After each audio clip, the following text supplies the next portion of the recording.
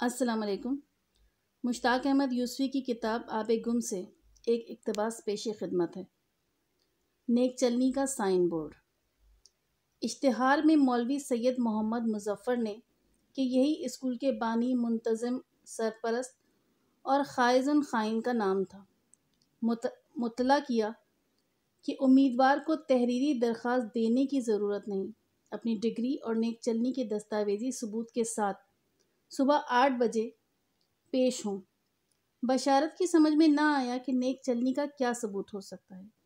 بد چلنی کا البتہ ہو سکتا ہے، مثلاً چالان، مچلکہ، وارنٹ گرفتاری، مصدقہ نقل، حکم سزایابی، بستہ الف جس میں نامی بدماشوں کا اندراج ہوتا ہے۔ 5 منٹ میں آدمی بد چلنی تو کر سکتا ہے، نیک چلنی کا ثبوت فراہم نہیں کر سکتا۔ مگر ان کا تردد بیجا تھا، اس لیے کہ جو حلیہ انہوں نے بنا رکھا تھا، یعنی منڈا ہوا سر، آنکھوں میں سرمے کی تحریر، اٹنگا پاجامہ، سر پر مخمل کی سیاہ رام پوری ٹوپی، گھر، مسجد اور محلے میں پیر میں کھڑاؤں، اس حلیے کے ساتھ وہ چاہتے بھی تو نیک چلنی کے سوا اور کچھ ممکن نہ تھا۔ نیک چلنی ان کی مجبوری تھی، اختیاری وصف نہیں، اور ان کا حلیہ اس کا ثبوت نہیں، سائن بورڈ تھا۔ اور یہی وہ حلیہ تھا جو اس علاقے میں نچلے مڈل کلاس خاندانی شریف گھرانوں کے نوجوانوں کا ہوا کرتا تھا۔ خاندانی شریف سے مراد وہ لوگ ہیں جنہیں شریف بننے، رہنے اور کہلانے کے لیے ذاتی کوشش قطعی نہیں کرنی پڑتی۔ مہر شرافت، جائیداد اور مذکورہ بالا حلیہ نسل بعد نسل اس طرح ورثے میں ملتے تھے جس طرح ہمہ شمہ کو جینس اور موروثی امراض ملتے ہیں۔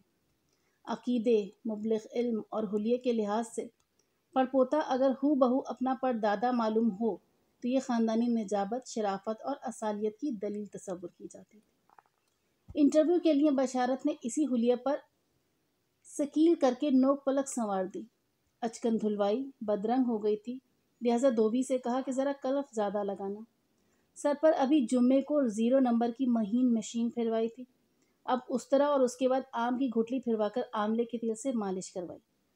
دیر تک مرچیں لگتی رہیں، ٹوپی پہن کر آئینہ دیکھ رہے تھے کہ اندر منڈھے ہوئے سر سے پسینہ اس طرح رسنے لگا جیسے پیشانی پر ویکس یا بام لگانے کے بعد جھرتا ہے۔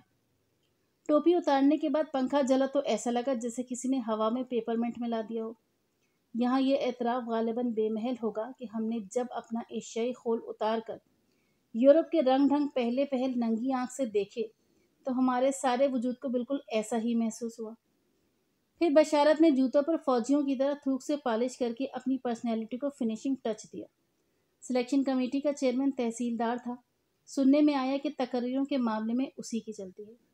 پھکڑ، فقرے باز، ادب دوست، ادیب نواز، ملنسار، نڈر اور رشوت خور ہے۔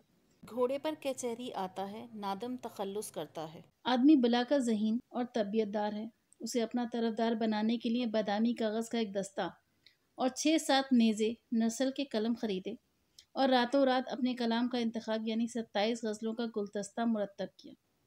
مخمور تخلص کرتے تھے جو ان کے استاد جوہر الہآبادی کا عطا کردہ تھا۔ اسی کی رعایت سے کلیات ناتمام و بادۂ خام کو کا نام خمخانہ مخمور کانپوری سم لکھنوی رکھا۔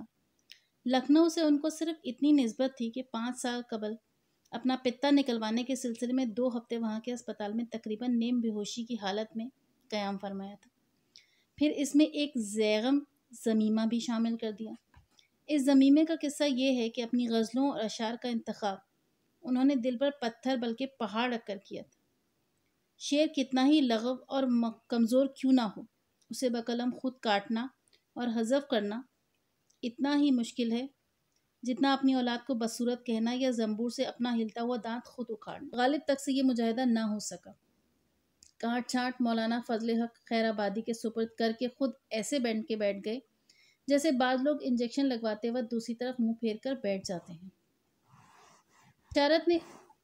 بشارت نے اشعار قلم زد کر تو دیے مگر دل نہیں مانا، چنانچہ آخر میں ایک ضمیمہ اپنے تمام منسوخ کلام کا شامل کر دیا۔ یہ کلام تمام تر اس دور سے تعلق رکھتا تھا جب وہ بے استادے تھے اور فریختہ تخلص کرتے تھے، اور اس تخلص کی صفت یہ تھی کہ جس مصرعے میں بھی ڈالتے وہ بحر سے خارج ہو جاتا۔ چنانچہ بیشتر غزلیں بغیر مقطع کے تھیں۔ چند مقطعوں میں ضرورت شعری کے تحت فریختہ کا مترادف شیدہ اور دلدادہ استعمال کیا اور صراحتاً اوپر ڈوئی بھی بنا دی، مگر اس سے شعر میں کوئی اور سقم پیدا ہو گیا۔ بات دراصل یہ تھی کہ غیب سے جو مضامین خیال میں آتے تھے ان کے الہامی و پھول اور طوفانی خروش کو وزن و عروج کے کوزے میں بند کرنا انسان کے بس کا کام نہ تھا۔